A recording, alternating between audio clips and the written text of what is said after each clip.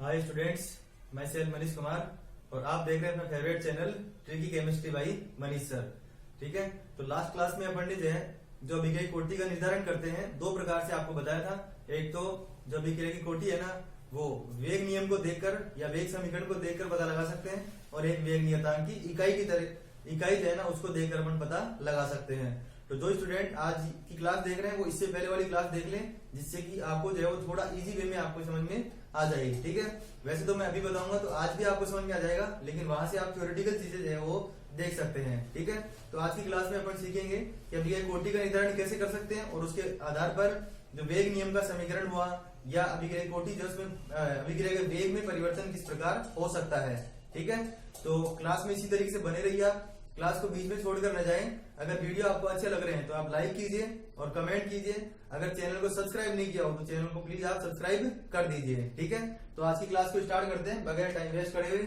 सबसे पहले एक चीज मैं आपको बता देता हूँ, ये जो क्वेश्चन मैंने यहाँ पर शॉर्ट में लिख रखे हैं आपके सामने, इन क्वेश्चंस को डिस्क्रिप्शन बॉक्स में पीडीएफ के फॉर्म में आपको दे रखा है, वहां से आप इनको डाउनलोड कर सकते हैं। फिर आप इनको मतलब कंप्लीट जो क्वेश्चन किस तरीके से आ सकता है वैसे आप इसको देख सकते हैं।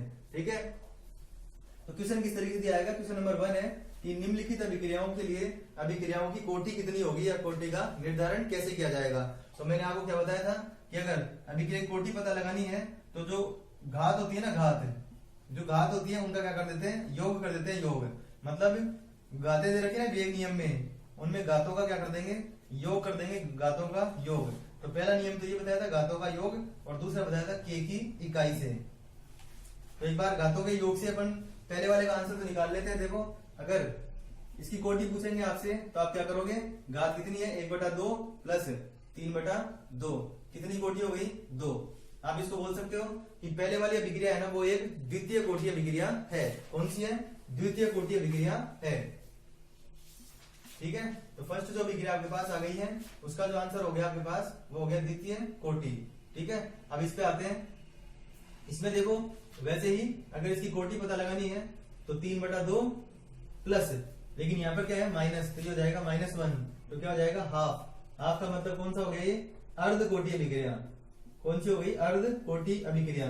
तो यहाँ से आपको एक चीज और पता लग गई है कि जो कोटि होती है ना, कोटि वो दशमलव में भी आ सकती है, मतलब 0.5 आगे दशमलव या भिन्नात्मक हो सकती है। तो ये बहुत आसान तरीके से था। पहला नियम अपन ने लगाया, घातों का योग किया, और योग करने के बाद आपके पास फर्स्ट जो क्वेश्चन है उसका आंसर इजी वे में आ गया। ठीक है, अब एक बार मैं सेकंड क्वेश्चन नहीं बता रहा हूँ, आपको थर्ड बता रहा हूँ, क्योंकि थर्ड में भी यही नियम लगेगा। इसमें क्या है, लैंग्वेज में लिखे देते हैं कि एक अभिक्रिया A + B से उत्पाद बन रहा है, इसके लिए वेग नियम जो है वो ये होता है, तो अभिक्रिया कोटि का निर्धारण कीजिए। तो देखो बिल्कुल ये जो है ना यहाँ पर जो दे रखा है वो इसी तरीके से यहाँ पर भी दे रखा है। इन दोनों को जो है ना क्या कर दोगे, आप जोड़ दोगे तो कोटि का निर्धारण करेंगे। अगर यहाँ से तो कोटि का निर्धारण करेंगे तो यहाँ पर क्या आ जाएगा 1/2 प्लस 2, क्या आ गया ये 5/2 या 2.5। ठीक है, या तो 5/2 लिख दो या फिर 2.5। तो ये कोटि है जिसका आंसर यहाँ पर आ गया। तो अगर गाते दे रखी है ना, गाते हैं तो गातों का क्या करना होता है, आपको योग करना होता है। तो पहले नियम के अनुसार आपने फर्स्ट और ये थर्ड क्वेश्चन है वो सोल्व कर लिया है। अब अपन आते हैं सेकंड क्वेश्चन के ऊपर। सेकंड क्वेश्चन के लिए के की इकाई के लिए मैंने आपको एक ट्रिक बताई थी, वो कौन सी थी कि मोल 1 - n लीटर n-1, और टाइम में अगर सेकंड दे रखा है तो सेकंड इनवर्स, मिनट है तो मिनट इनवर्स। अगर आप यहाँ पे 0 रखोगे 0 तो क्या आ जाएगा मोल लीटर इनवर्स और सेकंड इनवर्स। ऐसी इकाई इन दोनों में से किसी के साथ भी नहीं है। आप यहाँ पे 0 रखो 0, भाई शून्य कोटि अभिक्रिया हुई थी, यहाँ पे 0 आएगा तो क्या हो जाएगा मोल और लीटर इनवर्स और सेकंड इनवर्स।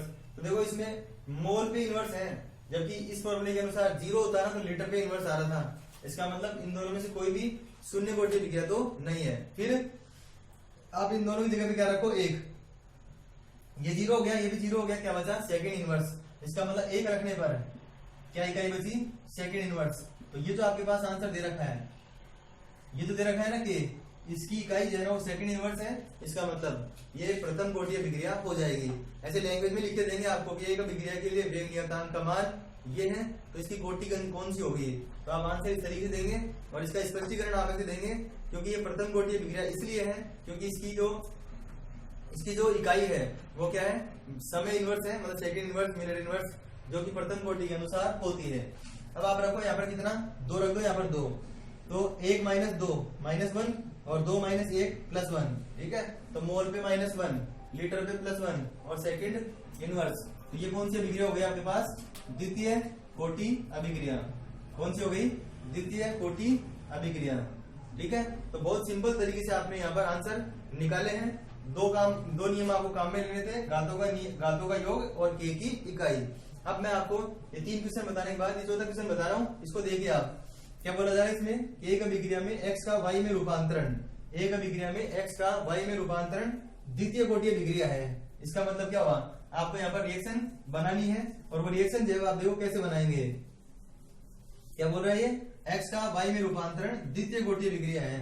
इसका मतलब x किस में चेंज हो रहा है? y में। और द्वितीय कोटि अभिक्रिया है, इसका मतलब इसका वेग समीकरण कैसे हो जाएगा?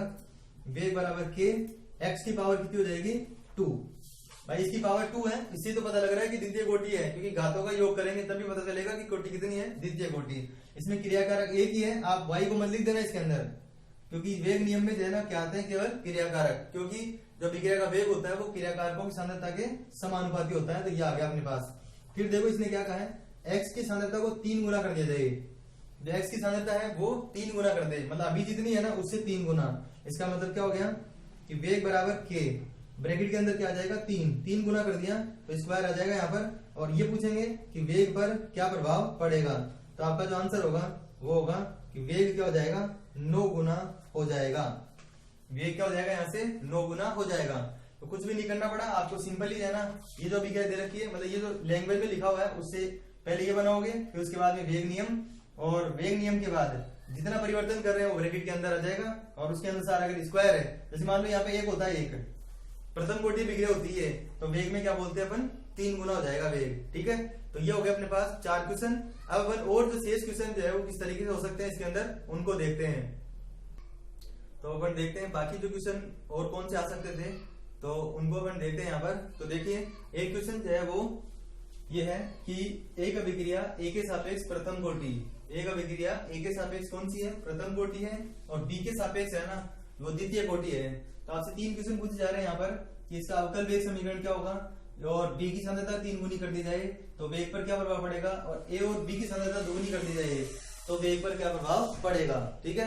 तो सबसे पहले देखो आपको अवकल वेग समीकरण बनाना है, तो उसके लिए क्या करना पड़ता है। तो देखिए अवकल वेग समीकरण के लिए मैंने आपको बताया था कि जो अभिक्रिया का वेग होता है ना, वेग वो क्रियाकारकों की जो सांद्रता होती है उसके क्या होता है? समानुपाती होता है।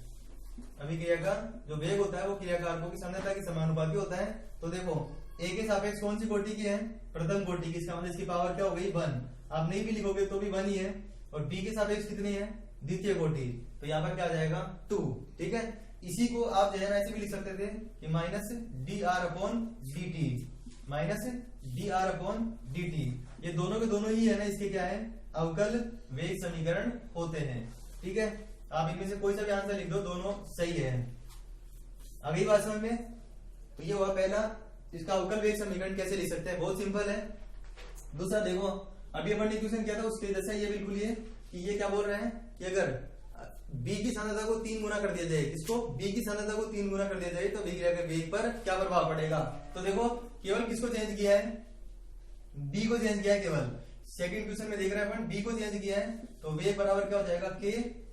ए में कोई चेंज नहीं हुआ तो ए को ए रहने दो, लेकिन बी जो है ना उसकी जगह पे कितना कर दिया? 3 कर दिया, 3 गुना कर दिया इसको, ठीक है। तो इन दोनों से तो कोई मतलब नहीं है। ये क्या हो गया? वो ही वेग कितने गुना हो गया? 9 गुना। कितना हो गया? 9 गुना, ठीक है। तो इस तरीके से आप इसको भी सोल्व कर सकते हैं, ठीक है। अब आते हैं इसका थर्ड पार्ट है, उसमें क्या कर रखा है? ए और बी दोनों की सांद्रता को दुगुना कर दिया। अब की बार क्या किया इन्होंने? ए और बी है ना, ए और बी दोनों को दुगुना कर दिया। यहाँ पे भी 2 और यहाँ पे भी 2, यहाँ पर भी दोनों जगह पे क्या आ जाएगा? 2। तो ब्रैकेट में इधर भी क्या आ जाएगा? 2 और इधर भी 2। अब इसकी पावर है ना 1 है यहाँ पर, तो इसलिए पावर 1 रह जाएगी। इसकी पावर 2 है तो 2 हो जाएगी। तो वेग है ना, वेग वो क्या आ गया अपने पास? तो वेग आ गया ये 2 और ये 4, कितना हो गया? 8 गुना। कितने गुना हो गया? 8 गुना वेग हो गया यहाँ पर, ठीक है। तो इस तरीके से आपको एक ही क्वेश्चन के अंदर इस तरीके से 3 क्वेश्चन आपसे पूछ सकते हैं। वैसे संभावना ये रहती है कि एक क्वेश्चन के मैक्सिमम 2 पार्ट यहाँ पे दिए आ सकते हैं, ठीक है। तो ये अपन ने 3 कर लिए हैं। ऐसे ही नेक्स्ट क्वेश्चन देखिए। नेक्स्ट क्वेश्चन क्या है कि एक द्वितीय कोटि अभिक्रिया, मतलब एक अभिक्रिया क्रिया कारक के सापेक्ष द्वितीय कोटि अभिक्रिया है। क्या है? द्वितीय कोटि अभिक्रिया है। तो उस अभिक्रिया के वेग में क्या परिवर्तन होगा? उस अभिक्रिया के वेग में क्या परिवर्तन होगा जब क्रिया कारक की सांद्रता को आधी कर दी जाए और दुगनी कर दी जाए। क्या कर दी जाए? आधी और दुगनी कर दी जाए तो क्या प्रभाव पड़ेगा। ठीक है, तो मैंने पहले ही बता दिया आपको कि मैंने यहाँ पे क्वेश्चन शॉर्ट में लिख रखे हैं। आप यहाँ से पीडीएफ डाउनलोड करेंगे पहले डिस्क्रिप्शन बॉक्स में से, उसके बाद जो क्वेश्चन है ना वो आपको फुल फॉर्म में वहां पर मिल जाएंगे। तो सबसे पहले क्या बोल रहा है? द्वितीय कोटि। तो द्वितीय कोटि अभिक्रिया का मतलब क्या हो गया? वेग बराबर के, और क्रिया कारक को मान लो अपन ने ए मान लिया ए। ठीक है, और द्वितीय कोटि इसका मतलब पावर कितनी हो जाएगी? 2 हो जाएगी 2। ठीक है, पावर कितनी हो जाएगी? 2। अब देखो क्या बोल रहा है? आधी। आधी का मतलब ये जो ए है ना ए, उसकी जगह पे क्या लिख देंगे? 1/2। ठीक है, तो आपके पास जो आंसर आ जाएगा वो क्या हो जाएगा? के। आपके पास जो आंसर आ जाएगा वो आ जाएगा के, और ब्रैकेट में क्या आ जाएगा? 1/2 और इसका स्क्वायर। तो आपके पास जो आंसर आएगा वो क्या आ जाएगा? अभिक्रिया का वेग है वो 1/4 हो जाएगा। 1/4 मतलब पहले का 1/4 हो जाएगा। जो पहले वेग था उसका 1/4 हो जाएगा, आधी कर दे तो। फिर उसके बाद में दुगनी का देखते हैं। तो दुगनी के अंदर जो आंसर आएगा अपने पास, दुगनी में क्या हो जाएगा? वही वेग बराबर के, और दुगनी का मतलब हो गया पावर पे क्या कर देंगे? 2, अंदर भी 2, और क्या आ जाएगा यहाँ पर? जो वेग है वेग वो कितने गुना हो जाएगा? 4 गुना। देखो मैं यहाँ पर ये किया है ना के, उसको लिख रहा नहीं हूं मैं। क्यों? क्योंकि देखो पहले अभिक्रिया में के का मान जितना था बाद में भी उतना ही है। इसका मतलब के तो स्थिर है और इसका नाम भी वेग स्थिरांक है, इसलिए इसमें कोई दिक्कत नहीं होनी चाहिए। तो बहुत सिंपली आप इन क्वेश्चन को समझ पा रहे होंगे। फिर भी आपको किसी तरह की कोई दिक्कत आती है तो आप कमेंट कर सकते हैं। वैसे कोई दिक्कत नहीं आएगी, इस तरीके से आपको कोई भी नहीं बताएगा। बहुत सिंपल तरीके से मैं आपको बता रहा हूँ। ठीक है, देखिए लास्ट क्वेश्चन को देखते हैं एक बार।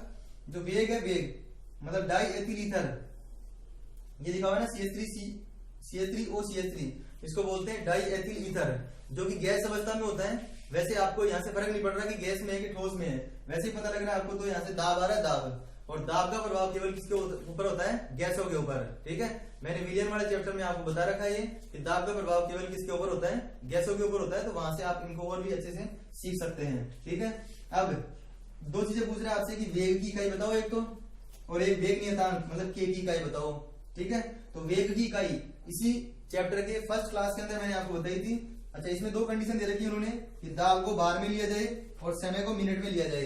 तो दाब को बार में अगर लेंगे तो देखो जो वेग होता है ना वेग, मैं इधर बता रहा हूं आपको, वेग बराबर क्या था? Plus minus delta C upon delta T, ये था। मतलब सांद्रता में परिवर्तन और परिवर्तन में लगा समय। लेकिन यहाँ पर सांद्रता तो है ही नहीं, यहाँ पर कौन है? दाब है, दाब। ठीक है, तो दाब को किसमें ले रखा है अपन ने? बार में। ठीक है, और समय कहां पर है? नीचे, और नीचे ले किसमें रखा है? मिनट में। तो आपके पास आंसर क्या आ गया? बार मिनट इनवर्स। ये सब बता रखे मैंने फर्स्ट क्लास के अंदर है, अपने रासायनिक बलगतिकी के फर्स्ट क्लास के अंदर मैंने वेग के अलग अलग रूप बता रखे हैं। औसत वेग, तात्क्षणिक वेग, प्रारंभिक वेग, विशिष्ट वेग, ये सब। ठीक है, ये देखो जो वेग नियतांक की इकाई है वो क्या होगी?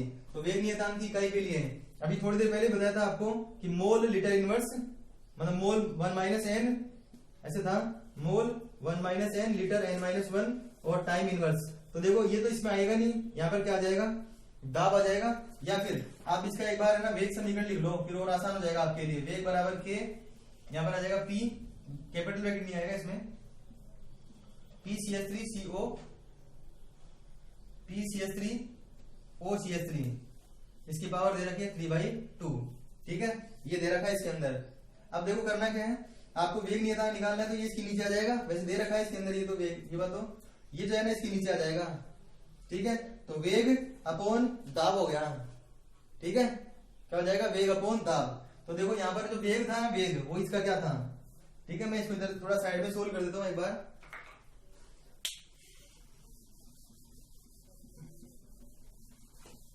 इस समीकरण के अनुसार अगर अपन इसमें वेग नियतांक की इकाई ज्ञात करना चाहते हैं तो देखो किस तरीके से ज्ञात कर सकते हो आप। यहां से मैं देख रहा हूं के है ना, के बराबर क्या आ जाएगा? वेग बटा ये दाब आ जाएगा इसका, मतलब एक तरह से मैं से लिख सकता हूं दाब की पावर कितनी है? 3/2। भाई ये तो के है ना के, इसमें वेग इधर आ गया, और ये जो है ना दाब, ये दाब था इसका, दाब की पावर कितनी दे रखी है? 3/2 दे रखी है। फिर अभी मैंने बताया था कि वेग क्या है, यहाँ पर वेग है सांद्रता बटा समय, लेकिन यहाँ पे सांद्रता तो है ही नहीं, तो यहाँ पर क्या हो जाएगा? दाब बटा समय इंटू दाब की पावर 3/2। ठीक है, ये आ जाएगा। अब देखो यहाँ पर दाब की पावर कितनी है, 1 है 1, और ये ऊपर जाएगा तो माइनस का 3/2, तो क्या बच जाएगा माइनस का हाफ। तो आपके पास जो के की इकाई है ना, के की इकाई, बात को समझो। देखो मैं क्या कह रहा हूं आपसे, ये दाब है, इसकी पावर कितनी है 1 है, इसको ऊपर लाएंगे तो ये क्या हो जाएगा माइनस का 3/2 हो जाएगा यहाँ पर। तो 1 में से माइनस के 3/2 मतलब 1.5 गया, तो क्या बच गया माइनस का 1 बच गया।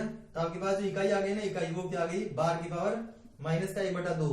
और समय जो है ना, समय वो नीचे है और किस में दे रखा है मिनट में, तो ये क्या आ जाएगा मिनट इनवर्स। तो इस तरीके से आप इसकी इकाई ज्ञात कर सकते हैं। तो के की इकाई इस तरीके से आप ज्ञात कर सकते हैं। ये सब चीज आपको पीडीएफ में मिल जाएंगे, वहां से आप डाउनलोड कर लीजिएगा इनको, ठीक है। तो इसी तरीके से आप जो है वो चैनल के साथ बने रहिए, वीडियोस को कंप्लीट देखिए आप, क्योंकि जिससे कि आपको पूरी जानकारी उसकी मिल सके। अच्छे लग रहे हैं आपको वीडियो तो लाइक कीजिए और कमेंट कीजिए, ठीक है। और चैनल को अगर सब्सक्राइब नहीं किया अभी तक तो चैनल को सब्सक्राइब करके बेल आइकन को प्रेस कर दीजिए और ज्यादा से ज्यादा स्टूडेंट तक आप इनको शेयर कीजिए। Thanks for watching.